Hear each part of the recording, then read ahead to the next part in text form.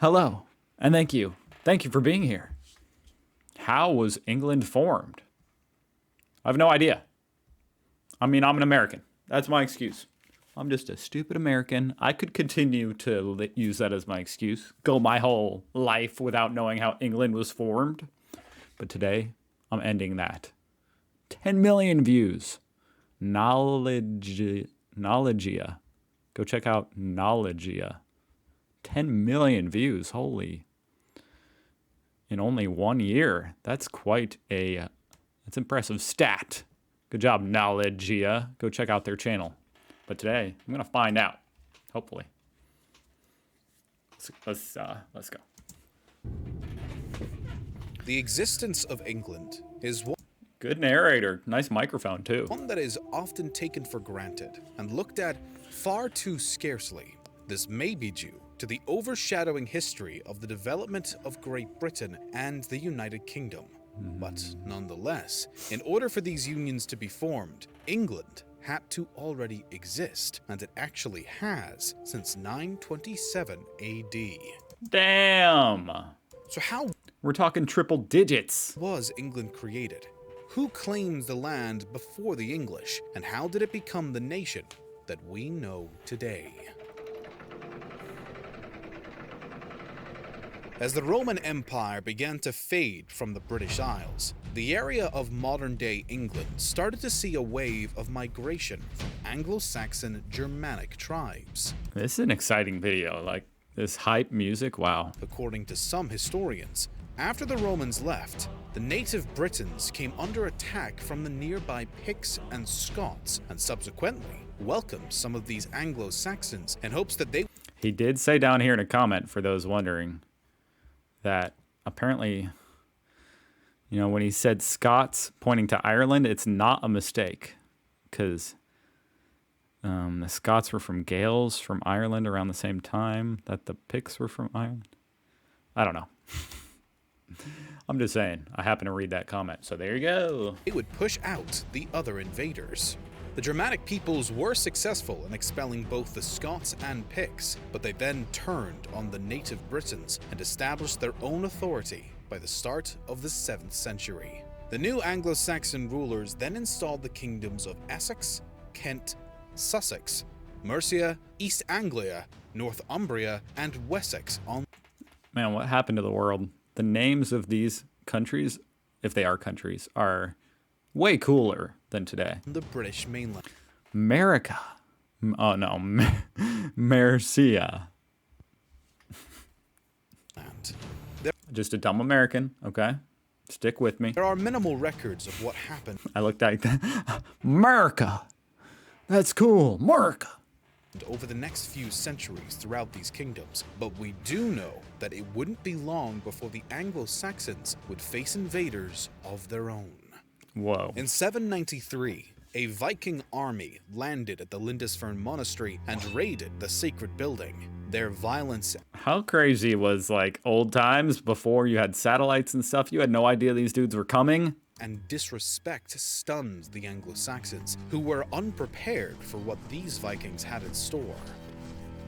By the end of 870, Oh my gosh, they really did some damage there. East Anglia fell to the Danish invaders, and Mercia was lost only 4 years later. As the Vikings seized Northumbria next in 875, Wessex was the only remaining major kingdom under Anglo-Saxon authority. When the current king of Wessex, Ethelred, died, his younger brother Alfred was left to protect his kingdom's independence. At first, he did so by... How do you feel being that younger brother? You just happen to be born into this family. You're like, what the hell? I gotta protect this whole freaking Wessex? What do I do? Paying off the Viking Poor Alfred. aggressors until he was eventually prepared to lead an army against them. This culminated in the Battle of Edington, which left the Danes utterly routed and ended their attempts to capture Wessex. I will say, I'm saying poor Alfred, when in reality he's probably like the most privileged dude in the world at this time. Like, I guess it's more like poor people who had to fight on behalf of Alfred. But still, A lot of responsibility for Alfred. Anyway, let's A power vacuum in Mercia around the same time resulted in King Alfred also gaining control of the kingdom, and instead of establishing a new monarch, he placed an alderman in charge. This nobleman would answer to King Alfred himself and kept the King of Wessex as the ultimate authority throughout both regions, although a part of Mercia would be ceded to the Vikings. The ultimate authority throughout both regions, although a part of Mercia would be ceded to the Vikings. After the death of the King of Wessex and the contemporary leader of Mercia in 911, Edward the Elder and Ethelfled each became the respective successors. Together, these new rulers began to increase the pressure that had already been put on the neighboring Danelaw. In 917, Ethelfled expanded her lands to the north, and Edward was able to this was a female. That's pretty cool. Ethelfled. Incorporate all of East Anglia into his kingdom. As Ethelfled pushed forward with the expansion, she managed to extend Mercian territory all the way up to York, where the locals decided it would be best to simply pledge loyalty to her as opposed to fighting. Although Ethelfled shortly died, her daughter, Elfwin, was supposed to take her place and That's so badass. continue on the current course. I mean, maybe it's just this picture, which obviously isn't actually real, but I don't know, something badass about how it's like these women, instead of like the typical king and then the son. And they got cool names. Unexpectedly, though, the Mercian people quickly ousted their new leader and accidentally created the perfect opportunity for King Edward from Wessex to seize all of Mercia not long after. Whoops. In 918, the Anglo-Saxons continued farther into Danelaw territory and slowly gained more and more land for themselves. By the time of Edward's death in 924, the newly acquired neighbors of the Anglo-Saxons had all pledged allegiance to the king. This put the Anglo-Saxons in a confident position as Edward's son, Aethelstan, took over the kingdom. Around this time, Etheltan's sister would marry the local Viking ruler Sitric, who still controlled Northumbria. Aethelstan marched on and was finally able to bring the kingdom of York under his crown as his sister's husband passed away. This left Northumbria up for grabs, and the king swiftly consolidated it as part of his kingdom. This is generally the time that most so much movement going on with the borders back then. Like, it's just amazing to see. Borders nowadays are so like set in place for the most part. Russia. Continue. Historians view the Kingdom of England as having been created. But the situation was not exactly so simple. Aethelstan was not done trying to expand his kingdom however he could, and although he did term himself the King of the English at this point, it was still not quite what we know as England today. Aethelstan decided to give an invasion of Scotland a chance to see if he could reach his authority even further. The Kingdom of Scotland, or as it was known at the time, Alaba, was at a disadvantage against the English, and therefore appealed to the other remaining sovereign states for assistance. This prompted an alliance between Constantine II, King of Alaba, Olaf Guthrum, King of Dublin, and Owain, King of Strathclyde. With King Olaf at the helm, the alliance... Why do I feel like people back then were just way more badass? That's my main takeaway from all this. Like, I don't know. It's hard to even imagine these people just being normal people. Faced the English at the spectacular Battle of Brunanburh. Though it is unknown exactly where this battle took place, it is certain that the alliance was severely crushed by the English invaders. The casualties on both sides That's not what I expected. was disastrously high, but Aethelstan and the English were without a doubt the victors. It's believed by many that this clash may have truly solidified the unity of England and stirred up a new sense of nationalism and pride amongst the English people. Nonetheless, it didn't result in the incorporation of Alaba nor Strathclyde into the Kingdom of England. I was going to say, so they all got beat, but England didn't expand any? Both stayed independent. England, on the other hand, would have to prove its ability to do so.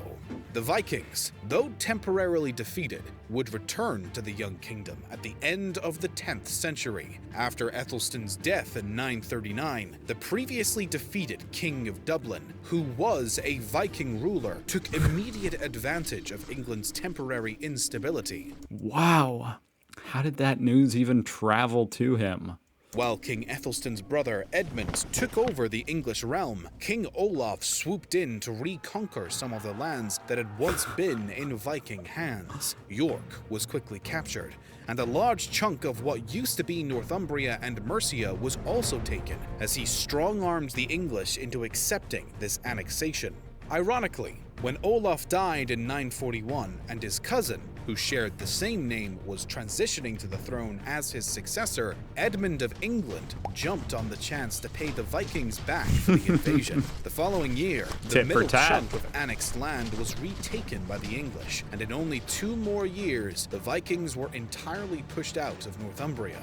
This essentially reunited England, since the territory was now all under Edmund's control. As ambitious as his ancestors, Edmund next invaded Strathclyde, but only took some of its...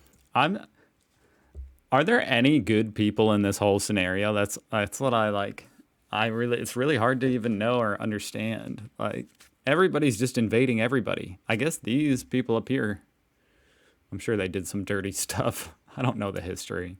But the Constantine guy and stuff, they're kind of minding their own business. But wow. Southern territories by the end of the incursion. The rest was given to King Malcolm I of Scotland, as opposed to joining England.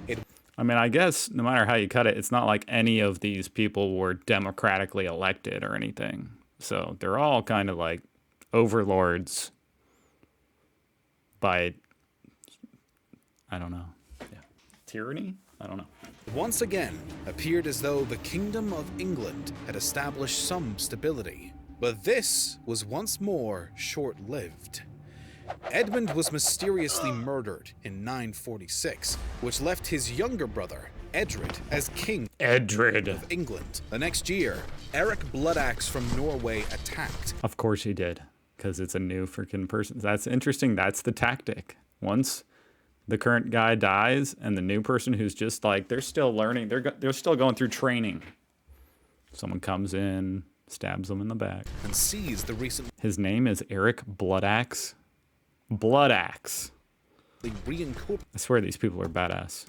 Northumbria, which prompted almost a decade of conflicts over who throughout the Isles would lead Northumbria. Eventually, the English king was able to once again and permanently reclaim the territory on behalf of England. His death soon ended his reign after this victory, and his young nephew Edwig temporarily succeeded him, but was quickly deposed in favor of his brother Edgar. Oh, sorry, Edwig. However, this was only a partial deposition, which meant that Edwig would still hold a small section of the kingdom as a co-ruler. When Edwig died only 2 years... Oh, hold on. I'm back. After this decision, Edgar simply took over the whole of England. Under the reign of King Edgar, known as Edgar the Peaceful, the true foundations we found the good guy. The English kingdom could finally be established. Many reforms were passed, and a vast number of the systems and laws that had existed in the Danelaw were actually upheld in hopes of avoiding any displeasure from the Danish portion of the population. Peace. That's cool. Peace and unity.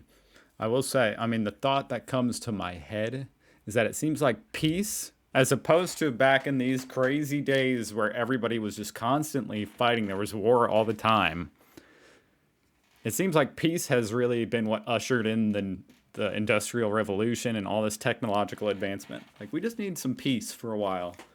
And we were able to do some incredible things in the world. Of course, there's never peace everywhere. Russia. But, generally, so much more peace. So thank you, Edgar, for kind of starting that. Unity apparently. And order were the pillars of Edgar's nearly 2-decade-long reign, and his work helps to fully solidify the unity of the young Kingdom of England.